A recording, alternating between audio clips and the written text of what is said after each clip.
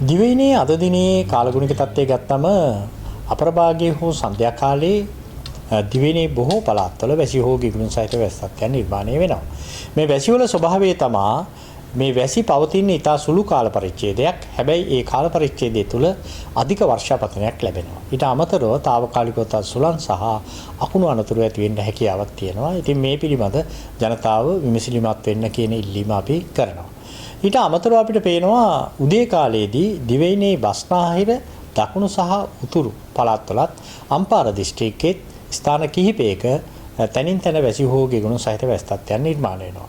අනෙක් කාරණේ තමයි මේ වර්ෂාවත් එක්ක තරමක තද වැසි අපි බලාපොරොත්තු වෙන්නේ බස්නාහිර, සබරගමු, දකුණු, මධ්‍යම ඌව සහ වයඹ වගේ පළාත්වල සමහර ස්ථානවලට මිලිමීටර් 100 ඉක්මන වර්ෂාපතන ලැබීමේ හැකියාවන් තියෙනවා.